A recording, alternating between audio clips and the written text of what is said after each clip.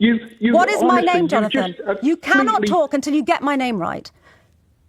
It is sheer laziness on your part that you cannot be bothered to say the name of the presenter who you are speaking to. So say my name correctly, and then we can carry on having a conversation. All right, so in this video, you're going to see a caller phone in with a laundry list of complaints about immigration, asylum seekers, blaming them for everything from NHS crisis to housing shortage. And he makes one crucial, disrespectful mistake that unravels his entire argument and really exposes him as a filthy, rotten racist. If you want to see more videos like this, show your support by hitting the like and subscribe buttons, and don't forget to ring the notification bell so you never miss a video. Now let's watch this together and I'll give you my thoughts at the end. Tell you which one it is, Sunita. You're wrong. First of all, get my name right. First of all, get my name right. Jonathan in Bishop Stortford. Hello. Yes, good afternoon.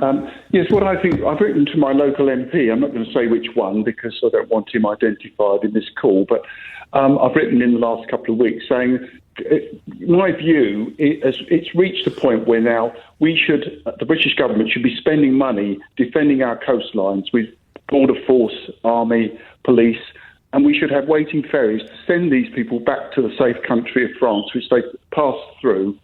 And basically, there's many people, not yourself, but other presenters on LBC and other radio stations, saying these migrants are the UK's problem. They are not our problem. Why do you want them sent back to France? Because they don't belong here. But why do they belong in France? Because they've come through France. France is not at war, last time I knew. It's a safe country. So why have they come here? They come here because they can get benefits here. France gives them nothing. How many people do you think... That's why they come. How many people... And the other thing, you're wrong in saying, as you said earlier, that the government is saying that these migrants, people are thinking the migrants are all the problem with the economic meltdown of this country. We're certainly not. Well, you That's may not be, the issue. Jonathan. They're two separate issues. You may not be.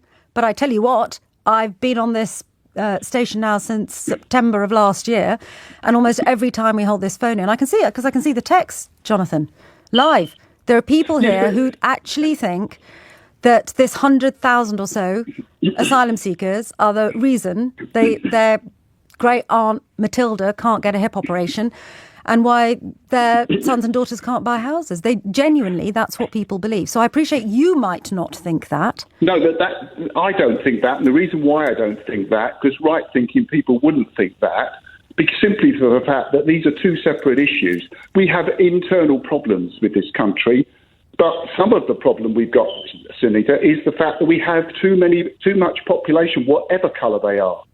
We have too many people. That's why the NHS doesn't work. Too many people. It was made for 40 million people. It's covering double that now. No wonder it doesn't work. Local services were made for a set number of people. We're now bringing more and more people in. So we're exacerbating the problem we've already got by bringing more and more people in. 800 this week. 4,000 a month. How can we keep taking these numbers of people when we can't even provide for what we've got? You do know that when they arrive here, they're supposed to be processed through the asylum system, the asylum immigration system. And what's actually happening, Jonathan, is that system, it's gone beyond breaking point. The backlogs are such, the backlogs are such that we have got people waiting 18 months to 2 years for an assessment. Could it actually be that what we are seeing is a collapse in the system, and that it isn't the fault of people who are coming here seeking shelter from war, in some cases economic hardship, fleeing environmental disaster, fearing their lives because they may be gay, for example, and in the countries that they come from, they can't live peacefully. Do you not think that the real problem here is system collapse? And the only people responsible for that system collapse is the government of the day. What it is, and you know what I'm going to say, it's been identified, because we've had to think this way, the system is against these people because we don't want them. They are not our problem. There's no problem with the system. I'm totally confused by why basically you keep delaying saying them. they're not our problem. If somebody They're comes not to our our problem. shores seeking help, I That don't doesn't see them. make them our Hang on a problem. minute, Jonathan. I don't see them as a problem. I see them as a human being who has to be subject to the systems that we have of the day to assess what their claim is and whether or not, under international law, including the European Convention on Human Rights, to which we are signatories, or the 1951 Convention, the UN Convention on Refugees, I don't see them as a problem. I see them as a human being, potentially in a great deal of need. And I see us as a first world country, the 6th largest economy in the world. And I see them as people who may need shelter and as people who might be bringing something to this country. That's how I see them. So why do you see them as a problem? Yes, but you've just said earlier in your programme that we're poorer now, apart from London, we're poorer than Mississippi. So how can we be this No. rich nation? You are mixing We're not. two things. You are completely mixing two things up.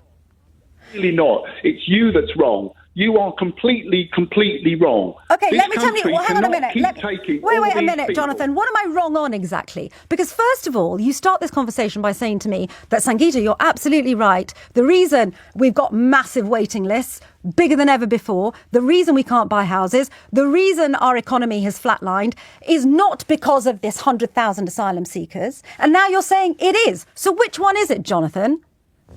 I'll tell you which one it is, Sunita. You're wrong. First of all, because get my you're name right. mixing- First of all, You get are my name wrong. right. What is You're my name? completely- Jonathan, what is my name?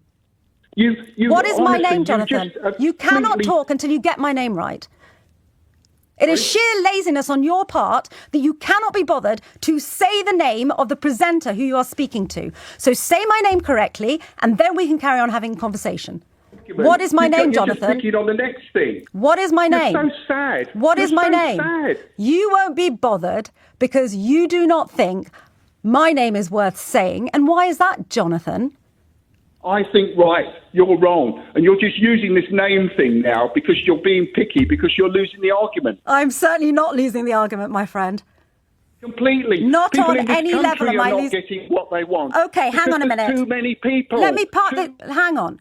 You think this country is quote unquote full and we have too many people. You think we have no legal obligations to assess the claims made by asylum seekers. Wrong. You seem to think that the reason you can't get a hospital appointment, or whoever it is you think can't get a hospital appointment, is because of these asylum seekers. You are wrong. You seem to think the housing crisis is because of these few thousand people. You are wrong. I have not lost this argument in any way, shape or form. And you, Jonathan, do not have the decency to ring up this radio station and say my name properly. My friend, this call is over. Call me again when you've learnt what it is. Thank you very much indeed.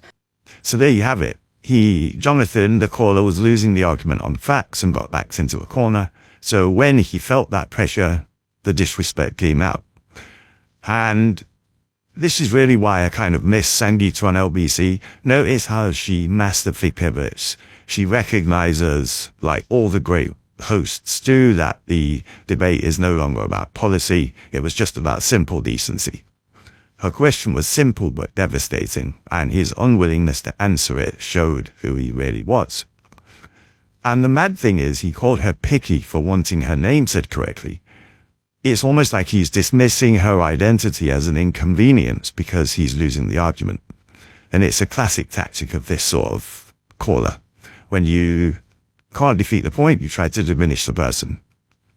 But what's also funny is the hypocrisy that set all of this up. Earlier in the call, Jonathan explicitly said that the right-thinking people wouldn't think that asylum seekers are the cause of the UK's economic problems. But then moments later, he does the exact same thing by blaming too many people for the NHS collapsing. He wants to sound reasonable, but his core argument is built on the exact prejudice he claims not to have. And Sangeeta's shutdown wasn't just about her name, it was the perfect trap. It exposed that for callers like Jonathan, the argument is never about policy.